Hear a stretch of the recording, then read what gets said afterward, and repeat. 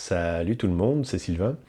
Aujourd'hui, je voulais consacrer une petite capsule sur l'accompagnement thérapeutique et spirituel que j'offre depuis quelque temps déjà. Alors, pour ceux qui ne me connaissent pas, je voulais juste prendre quelques secondes pour me présenter avant. Donc, je m'appelle Sylvain Rouchier, je suis thérapeute accompagnant depuis 8 ans déjà. J'enseigne la méditation et la pleine conscience depuis 5 ans.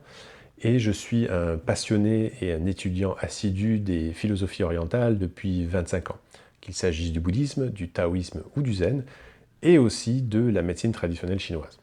Donc, partant de ce mélange-là, partant de cette passion-là, j'avais le goût de faire une synthèse de toutes ces connaissances-là, aussi bien techniques, mais aussi philosophiques, spirituelles et psychologiques, pour aider la plupart des gens qui venaient me consulter en massothérapie à l'époque, pour faire quelque chose d'un petit peu plus intéressant, on va dire, et aidant. L'aspect massothérapie est intéressant parce que le toucher est un élément essentiel à notre vie de tous les jours. Par contre, ce qui m'intéressait, c'est de faire en sorte de pouvoir travailler avec les gens qui avaient envie d'aller plus loin que simplement patcher leurs problématiques semaine après semaine.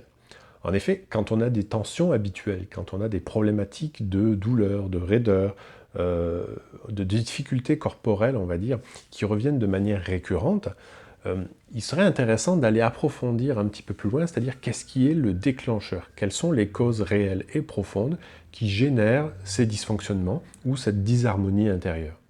Donc partant de là, il me semblait intéressant de, au-delà de la technique habituelle, d'aller enseigner, ou du moins partager ces connaissances-là avec les personnes qui venaient me consulter. Et donc c'est là où finalement il y a eu une certaine forme d'engouement, parce que au-delà du potentiel, de la capacité de l'approche, cela permet d'aborder tout un tas de problématiques que les personnes n'avaient pas conscience, et pourtant qui étaient la base même de l'origine de leurs soucis. Et c'est là où ça va devenir intéressant. C'est-à-dire qu'aujourd'hui, un être humain, quand il a une difficulté de fonctionnement, notamment en termes psychosomatiques, c'est-à-dire tout ce qui est altération du corps à cause de l'esprit, c'est-à-dire le mental fait faire un petit peu n'importe quoi au corps, que ce soit à cause d'une mauvaise gestion du stress, de l'anxiété ou des émotions, le corps va devoir subir une forme de stress, une forme de tension, de raideur habituelle sur une mode de fonctionnement qui n'est pas censé être celui-ci. Et donc forcément, au bout d'un moment, il va s'user et il va se rebeller parce qu'il n'est pas fait pour fonctionner de cette manière-là. Et donc ensemble, je vais vous amener à prendre plus de temps pour faire attention à vous-même. C'est-à-dire, déjà, vous apprendre à prendre du temps pour vous. Ça peut paraître bête, mais c'est parce que 80% des gens ne savent pas prendre du temps pour eux. Il faut meubler, parce que justement, on préfère s'occuper à autre chose que soi-même. Ça ne fait pas partie de notre éducation, ça ne fait pas partie de notre vision de l'humain ici en Occident et de nos jours. Donc, prendre du temps pour soi. Ensuite, on va faire une expérience de soi. C'est-à-dire, est-ce que prendre du temps pour soi, c'est cool, c'est intéressant, mais pour faire quoi? Et en fait, rien, si ce n'est écouter. Est-ce qu'on peut passer du temps à s'écouter soi-même? C'est-à-dire, écouter les messages que notre corps cherche désespérément à nous dire, à ce que notre instinct, notre intuition, nos tripes, notre cœur, dépendamment de ce qu'on a l'habitude de dire, qu'est-ce qui cherche à monter spontanément, sans qu'on ait besoin d'une réflexion pour analyser toute une logique particulière qui va faire que finalement, on a trouvé une solution, mais qui n'a pas rapport avec nous-mêmes, qui ne résonne absolument pas avec nous. Donc ça, on sait très bien que ça ne mène nulle part. Par contre, on a tous un élan, au fond du cœur, on va dire, pour simplifier, qui fait qu'on a ce qu'on appelle communément un chemin de vie. Alors, c'est absolument pas une destinée, parce que là, ça serait déjà comme tout tracé d'avance, c'est un auto-ajustement qui se passe entre ce que l'on est fondamentalement et notre environnement. C'est-à-dire, il y a comme une harmonie qui s'installe. Il y a des choses qui vont être naturellement attirantes pour nous, puis des choses qui vont réellement nous repousser, sans même que ce soit une aversion parce que le mental n'aime pas, mais c'est parce que les tripes n'aiment pas. Et c'est là où on va aller dans quelque chose d'intéressant. Quand on vient me consulter pour une problématique, en général c'est une problématique corporelle, c'est principalement dû à cause d'un stress, d'une anxiété ou d'une émotion particulière, qui, à force d'être ressentie, à force d'être concentrée, se manifeste au niveau du corps.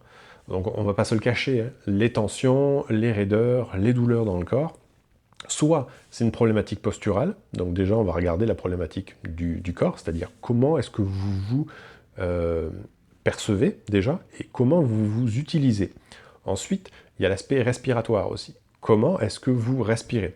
Est-ce que vous forcez? Est-ce que vous en avez conscience?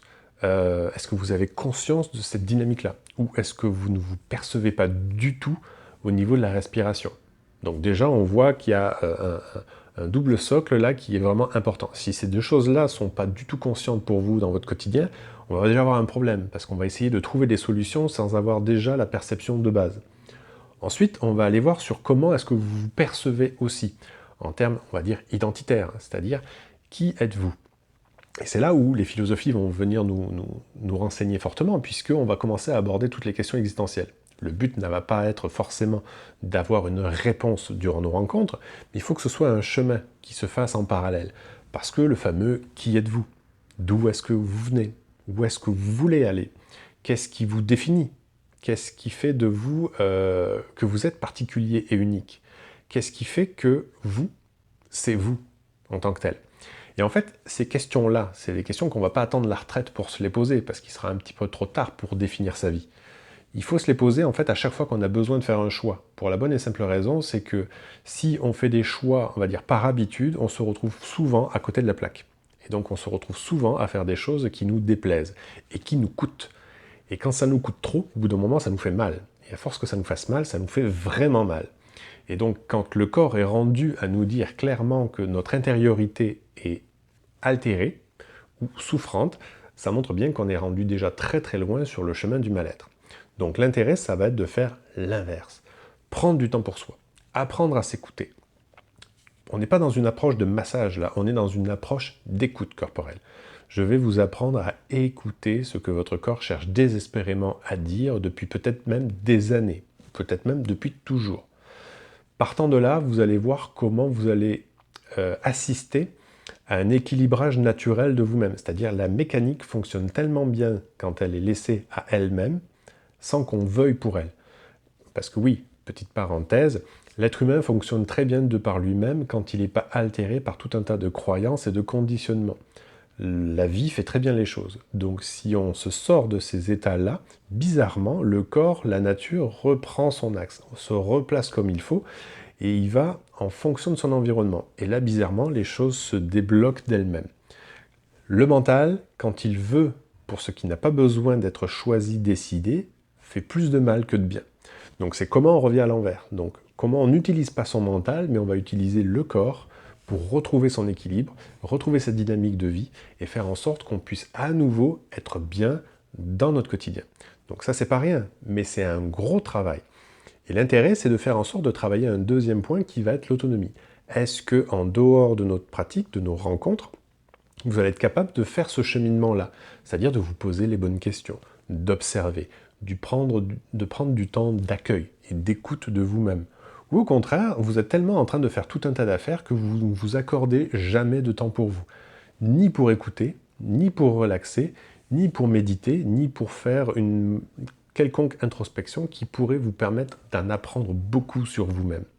L'accompagnement thérapeutique et spirituel va axer son travail sur ces deux thèmes. Un, aborder les problématiques pour lesquelles vous venez, puis deux, combler une forme de curiosité que vous allez avoir aussi envers vous-même. Et vous allez voir, vous allez découvrir que les réponses, c'est pas moi qui vais les donner. À aucun moment. Ça va être vous qui allez apporter vos propres réponses. Vous allez découvrir votre propre vérité, votre propre réalité. Et c'est ça qui va être intéressant. Vous allez être vous-même l'auteur de vous-même. Vous allez découvrir que finalement, si vous sortez de vos habitudes, de vos croyances, de vos idées reçues, vous allez être ce que vous devriez être, naturellement. Nous avons tous un potentiel qui est propre. Notre corps a ses propres limitations, ses propres forces, ses propres habitudes, ses propres capacités. Notre mental, lui, il est martelé, il est conditionné depuis notre plus tendre enfance. Du coup, on essaye d'appliquer à notre corps des choses que l'on croit qui devraient être faites, qu'on devrait être. Alors qu'en fait, c'est tout l'inverse. Est-ce que l'on pourrait être ce que l'on est réellement? Est-ce qu'on pourrait aller vers cette forme de libération? Donc, si l'accompagnement vous intéresse parce que vous avez envie d'aller plus loin que juste le patchage habituel, c'est l'occasion de venir me rencontrer, que ce soit en face à face ou que ce soit en ligne, ça ne fait pas grande différence. Sur ce, je vous dis à très bientôt et prenez soin de vous.